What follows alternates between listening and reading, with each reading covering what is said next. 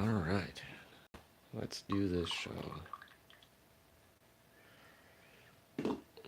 Getting my coffee. Where's my sign? Here's my sign. All right. Got everything? I think so. Move the tablet. Okay. And here we go. Good morning, everybody. Welcome. Today is Monday, May 20th, 2019. My name is Jeremy, and this right here is my first cup of coffee.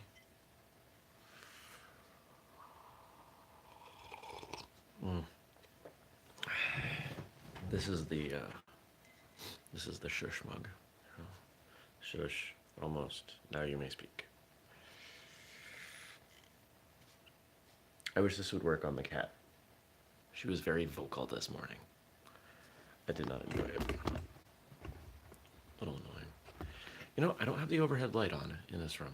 It's a little dark. I'm going to turn it on. Hold on.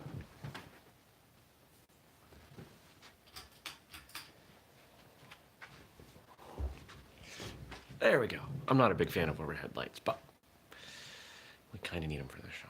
So, hi. Hope everybody's had a good weekend. I had a good weekend. I was in Maine all weekend. Got there Friday night. Dealt with the car stuff. I think on Friday morning I mentioned that I ended up with a flat. But the dealership was great. They helped me out right away. So shout out to Walker Volkswagen Mazda in, Berlin, Vermont. Unfortunately, I missed Superfoot training because of it. But made it to Maine, hung out with the team Friday night. Saturday, joined the team at Kyoshi Brent Krishi's tournament in Gardner, Maine. Kyoshi's been on the show. You can check that episode out. Actually, it's a really powerful episode. And then drove a few hours to a different place in Maine. Maine's huge. If you've never really looked at a map and compared Maine to many other states that we consider to be small states, it's big. It's not Texas big, but is big. And so hung out with my karate teacher Saturday night. And then Sunday, a bunch of former, I guess now returned black belts joined us, and we all trained for like 3 hours. It was awesome. I got the crud beat out of me. It was good times.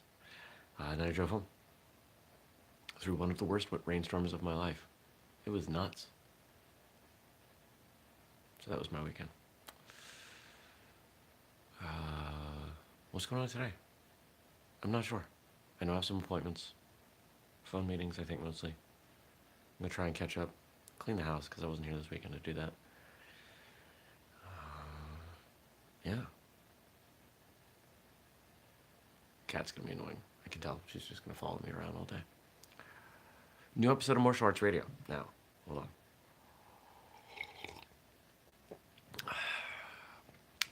Today is 398. Next Monday, Memorial Day, will be 400. I have figured out what we are going to do.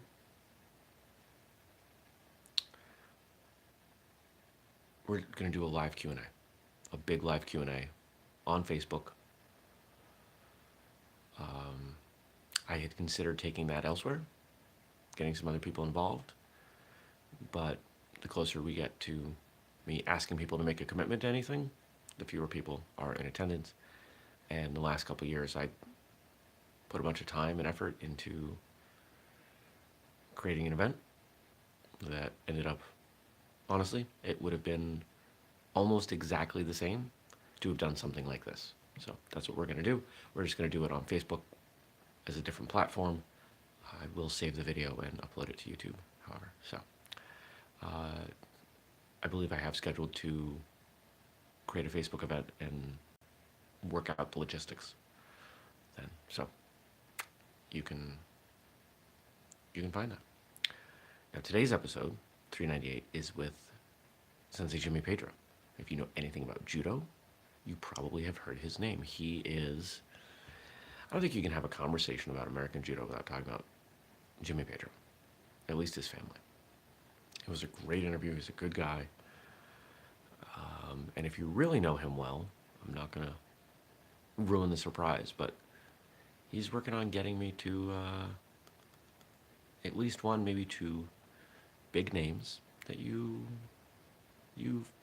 definitely heard of one of them. You've probably heard of the other one. So we'll just leave it like that. But you should check out that episode. It's right here on YouTube, or you can find it whistlekickmartialartsradio.com.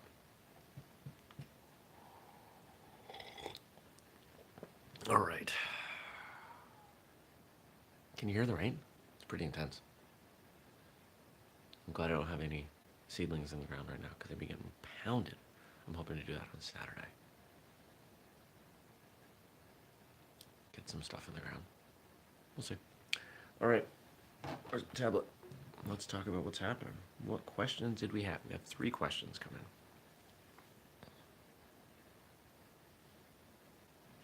All right. First question. All right. And I'm going to summarize these first couple because they are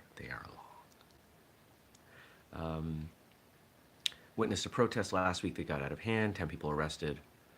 I was saying that I've shared with my son, you do the crime, you do the time. I explained the difference between a crime and defending yourself.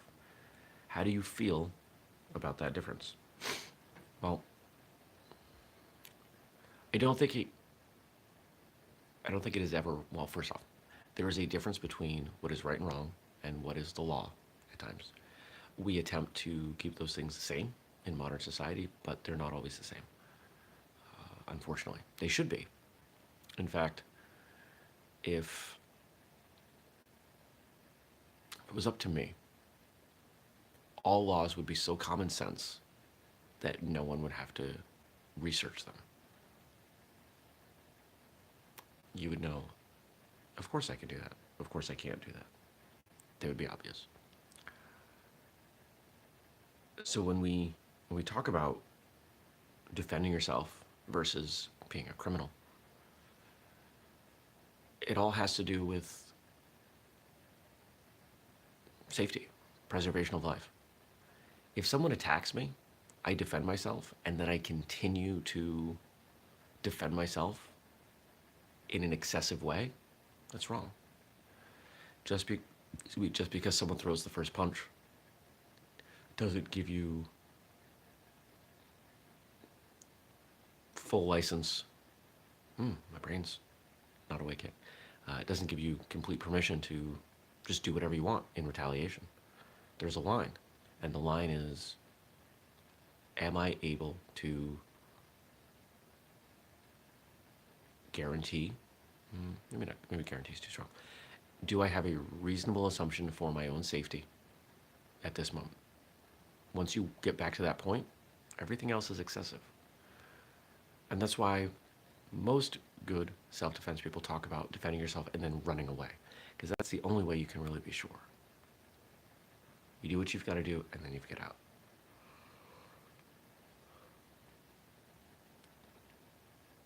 All right, next question.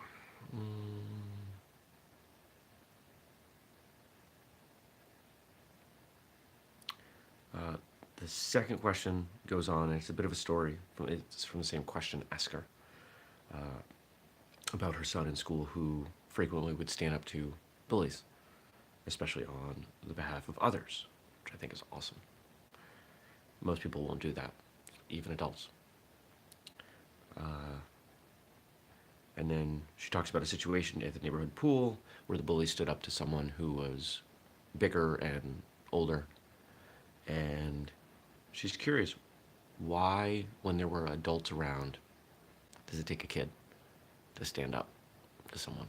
Well, first off, I want to, I know this person, so I want to credit you and your husband for the way that you have raised your son, because most parents do not do that. Most parents will say, no, you go get an adult, you stay safe.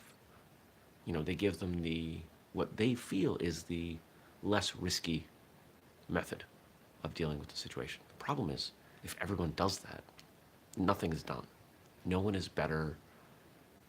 And really what it takes to keep someone from being a bully is knowing that anybody at any time could check them and might not go well. we've gotten to this point in society where, at least in American society, where no one wants to step in. And we heard that on a Thursday episode of Martial Arts Radio a few weeks ago. I replayed an episode of Sensei Ando's Fight for a Happy Life podcast. He came on, talked to me, and he talked about a situation where he was involved in a low threat altercation, and a bunch of people, I think he said like 15 people, were watching. Nobody stepped in to help. Nobody stepped in to ask if he needed help. Nobody did anything but observe quietly from afar. And that's where we are. People don't want to get involved. They don't want to take any risk for themselves. And the irony is that creates more risk for everyone. If more people stepped up, this wouldn't be an issue. If we had zero tolerance, if we didn't have zero tolerance crap in school, we wouldn't have this many issues. The idea that someone can be punished for defending themselves is so ludicrous to me.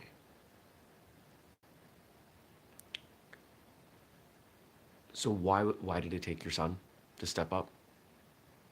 Because he was the best person.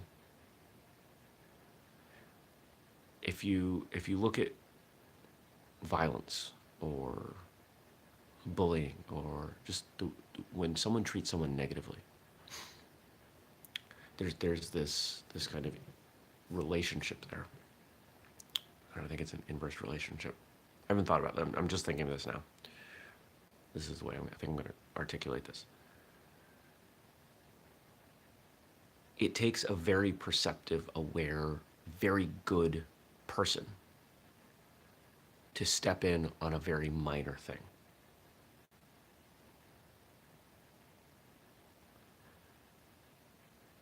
Then as the situation gets escalates a bit, you're more likely to see someone step in.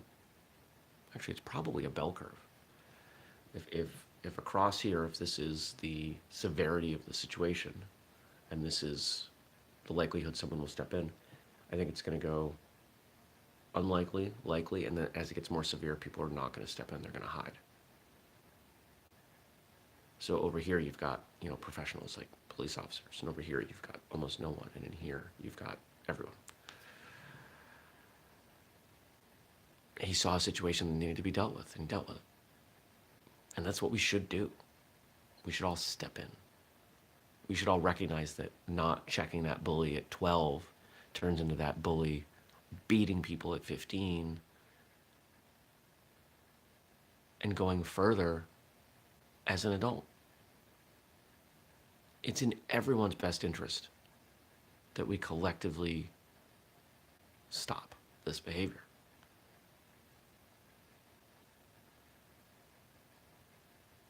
And the idea that we need to call an authority figure to tell someone they're doing something wrong is silly.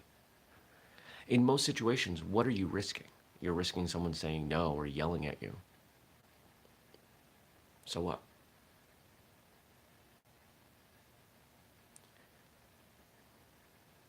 I don't step in often because I'm not in situations often. But I have no problem stepping in. I don't like confrontation, but if I feel confrontation is warranted, I will jump over that line with both feet because I don't want someone else to get hurt. I don't want someone else to lose out on something, or I don't want anyone to have anything negative happen to them when I had the opportunity to stop it, to do something about it, to mitigate it. I think we all have that responsibility as part of society. Most of us still step up and do it. All right, third and final question for the day. Come on, Talent. All right. It has been said that silence is golden. Do you think that's true? And if so, how does that relate to one's journey through the martial arts? Well, I like silence. That's why I live alone. It's nice and quiet. Except for the cat. She's not quiet. I think there are a couple things we can look at when we talk about silence with relation to martial arts. First off, you don't have to be in a big, loud, class to train. In fact, sometimes training on your own in a quiet place can be really helpful to understanding how things feel, how things are going. To practice your forms, or yeah, we'll just leave it with the example of that. To practice your forms in a quiet space, to hear the sound of your own breathing, your own movement, gives you the opportunity to feel more of what's going on. I think that's pretty good stuff. The other way we can look at this when we talk about silence, it can often be very noisy. There's a lot of background noise. There are a lot of people vying for your attention, a lot of people trying to correct you, people trying to talk over you. Martial arts classes can be loud and distracting.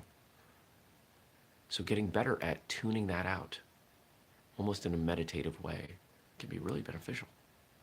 To be so focused on your movements, on what you're doing, on how you're progressing in that moment, it's powerful. It's a skill you can take out of your training and into life in general, and one that we should.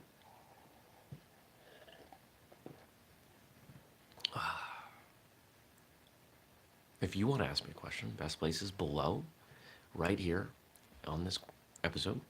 Of course, if you listen later, you can email me, jeremy@whistlekick.com. Put in the subject, question for first cup, or something that makes it obvious so I can sort things out. I get a lot of email. Let's see, what else? Don't forget to check out that episode 398 with Jimmy Pedro, Sensei Jimmy Pedro. You can find it here on YouTube or in the podcast feed. Our podcasts are everywhere. Look for them. If you watch the show most of the time, but you don't subscribe to the podcast feed, please do.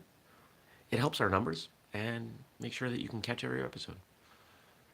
Because we do this show 5 days a week, Monday through Friday, every weekday.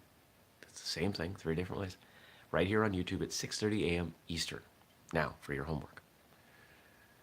Oh, don't forget to subscribe and turn on notifications so you can make sure you catch the show live. Your homework today.